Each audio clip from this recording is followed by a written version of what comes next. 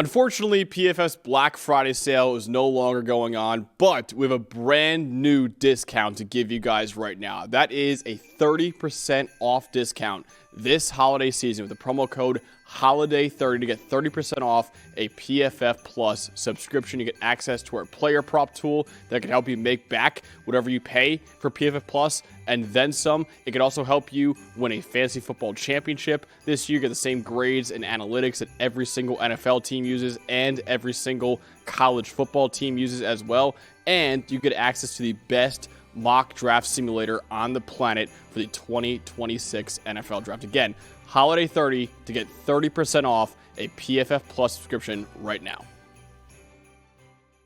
Let's get into now our final Heisman top 5. I believe the ballots, Dalton, are due by 5 p.m. today for any Heisman voter. I think it's tomorrow. Oh, sorry, Monday. Tomorrow. Yeah. Monday at 5 p.m. So you still have one more day if you're a Heisman voter right now. So watch this segment and then vote accordingly based on what we say. Yeah, I mean, don't make an opinion for yourself. Just listen to us. No, it's always good to be right. We don't have a vote, but yet maybe we'll work on it. Maybe if we get this top 5 completely right, maybe we'll get a vote. Honestly, Dalton, I just realized this right now. We once again have the same exact top 5. So let's do this once again, one at a time. You want to take number 5? Who's our number 5 Heisman candidate this year? You know how much I hate agreeing with you on things. I put it down first too, so that was you. You could have changed it up if you wanted to. Yeah, there was one point of debate that I did have, but we'll get into that in a minute. Number 5.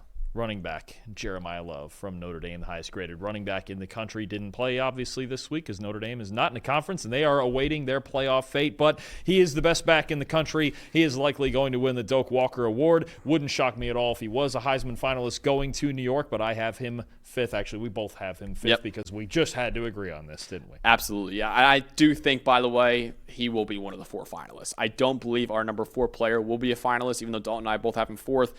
And I get it. Jeremiah Love has been incredible this year. He's been the best running back in America. Notre Dame, most likely, we'll see, is a playoff team. And a big reason why is Jeremiah Love. All right, number 4 for us, the best defensive player in college football, linebacker Jacob Rodriguez from Texas Tech. 93.6 PFF grade on the year, is the best among all defenders in college football. 95.3 run defense grade, again, best among all defenders in college football. And how about this, a 93 coverage grade too, which is also the best among all defenders in college football. He is the best run defense grade and the best coverage grade among all defensive players in the country. And, of course, the best overall grade among all defensive players. And actually now, Dalton, the best overall grade among all players in college football is now Jacob Rodriguez. He has been incredible all year. 7 forced fumbles on the year for Jacob Rodriguez, the most in college football. Also 4 interceptions on the year, tied for the most among all linebackers in college football too.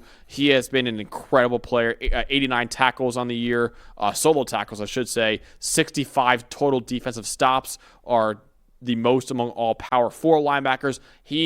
I'll say it right now, this is one of the best linebacker years we've ever seen in college football. I think it's up there like Manti Te'o type of year, and any other linebacker you want to say. Jacob Rodriguez was insanely good. Also a few rushing touchdowns too for Texas Tech's offense, but Jacob Rodriguez, deserving winner of the Butkus Award. He already got announced as the Butkus Award winner. He is, and I would argue right now, he's going to win the Best Defensive Player award in college football, too. He's been that good for Texas Tech this year. Every accolade well-deserved for him. Like you mentioned, highest-graded player regardless of position, offense or defense in the country. And a casual day for him in the Big 12 championship game is being Texas Tech's 5th highest-graded player with 12 total tackles and 7 stops. And honestly, he's been so good this year that when Ben Roberts made those 2 interceptions, I just assumed it was Rodriguez at first. Same, yeah. And then they were like, oh, wait, no, that's number 13. That's not Rodriguez. So, I mean, you got both of those guys playing at this level going into the playoff. They're going to be playing either New Year's Eve or New Year's Day. I mean, what a defense Texas Tech has, and Rodriguez has been the leader of that all season. All right, who's number 3?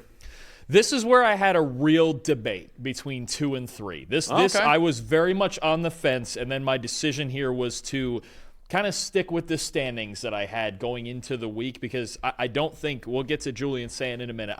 He didn't play bad in that game. No. It's just Indiana got the better of him. But I've got Diego Pavia from Vanderbilt 3rd. Now, if you want to move him up higher than that, up to 2nd, I don't think he'll be 1st now. But the argument would be the value of him to his team on a team with a much lesser supporting cast than at Ohio State or in Indiana, plus the rushing, over 900 rushing yards this year. But I've got Diego Pavia, I would say at this point, an extremely close third. The numbers would tell you he could absolutely be second, or maybe some people would still have him first, depending on how they feel about what the criteria of this award is. But Julian Sayin, to me, was not bad enough last night. He still graded, a 71 passing grade. Yeah. He was still solid, just not explosive enough to get the job done and not great in the red zone. But I'm going to leave Diego Pavia as the third guy here, leaving behind Sayin in the standings. But I would totally understand if somebody had it flipped the other way around. Yeah, Diego Pavia, 92 PFF grade, second behind Julian Sayin among all quarterbacks, 90.8 passing grade, second among all quarterbacks, again, behind Julian Sayin too.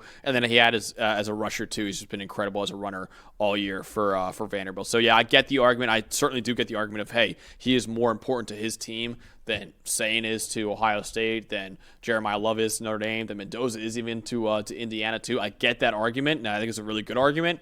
But I personally went with two guys ahead of him, too, and he's certainly deserving of being a Heisman finalist, and he will be a Heisman finalist. And I'm sure he actually will probably get a lot of first-place votes, I'm sure, too, for the Heisman Trophy. At number 2, even though he lost this weekend, still have Julian Sayin, the highest-graded quarterback in college football. Again, it wasn't a bad game for Julian Sayin. It wasn't a great game either by any stretch, but wasn't a bad game either for him. Still the highest-graded passer in the country. Still has right now a 78.4% completion percentage, which, again, would be the all-time record if it stands. It's still a full 1% better than the previous records set by Bo Nix a couple years ago. Still 31 touchdowns on the year, second most in the country behind Fernando Mendoza. Again, Julian Sayin, it wasn't enough to win the Heisman yesterday. He had an opportunity to win the Heisman yesterday if Ohio State won that game, but it wasn't enough. Indiana won the game, but still, Julian Sayin is a very deserving Heisman finalist, in my opinion. And I'll tell you what, for a redshirt freshman going all the way through his season, you had the interception against Indiana last night, but how about the second-best turnover-worthy play rate of any Power 4 quarterback, only behind Haynes King, 1.5%. Sayin, he's not going to win this award. It's going to be one of the other two guys, and probably Mendoza, but he might be the favorite going into next year. Oh, I'm taking him next year. I'm sure you are with Jeremiah Smith. Now with Chris Henry Jr. coming in, you'll still have Brandon Inniss. Carnell Tate will get drafted, but Ohio State's always got more receivers, and I think the run game is going to be even better with Bo Jackson. Sayin is, if he's not the favorite going into next year, he is going to be one of them. I would say he's probably going to be the favorite, considering Pavia and Mendoza are both gone, and so is Jeremiah Love and Jacob Rodriguez too. So I think he is probably the clear favorite going into next year. You'll maybe see. Arch Manning too. We'll see. Arch will be up there. We gotta think about some of these other candidates. We'll get to that later. Dante Moore, if he comes back, maybe we'll see that. Still going to be some people putting money on Jeremiah. Ty Simpson probably still be up there if he comes back too. Yeah, we'll see. CJ Carr. Yeah, absolutely. CJ Carr with that offense and everything they got, it's going to be a fun race. Jeremiah will definitely be up there too. It's going to be a fun race, but it's probably going to start with Julian Sayin. Agreed. All right, but who's number 1? Who's winning the Heisman? Number 1, the guy who, at this point feels like he just has to win it, and this was the performance we were waiting for against Ohio State, coming out of there with a win against the number 1 team in the country, the quarterback for the Indiana Hoosiers, Fernando Mendoza. You have your highest graded game of your career in a game like that, despite it being low scoring. Tell you what, those 3 big-time throws, like I said, they're going to live in absolute lore. 2 to Charlie Becker, the touchdown to Elijah Surratt. He came through, as he did so often, like you mentioned, in the biggest moments, right? The winning touchdown against Iowa after the big mistake against Oregon, came back and made plays to win that game in Eugene. The Penn State game also is going to live in lore, maybe not for you, but for everybody else. And then this game, putting it together to beat what we thought was the best team in the country, blowing open this national title race as we see it and whatever the playoff bracket is going to be. And the story of Indiana winning the Big Ten.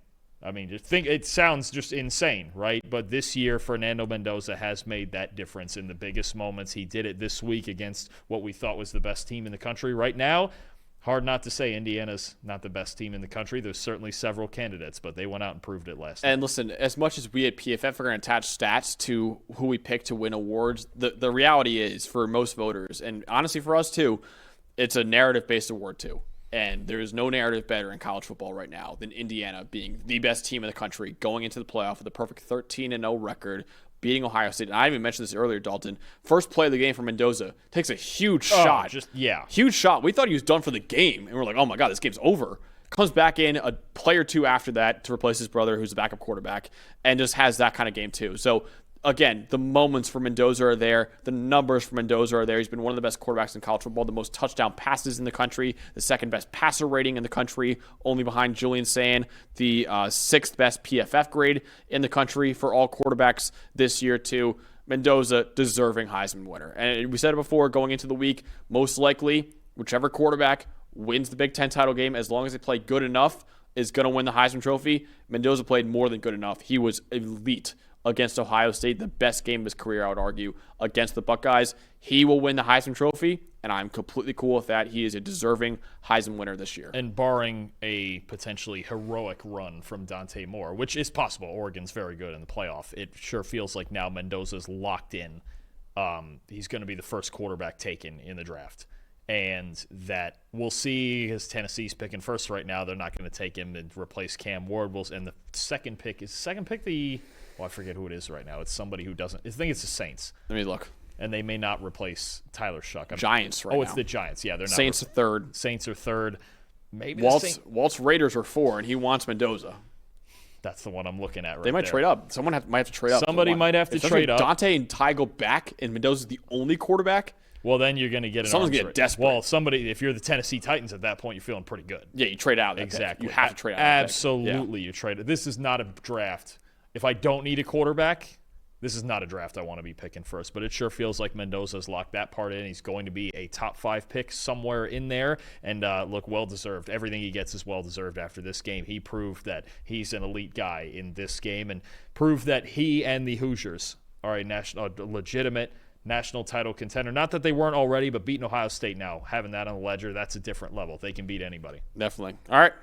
Wraps up our Heisman rankings.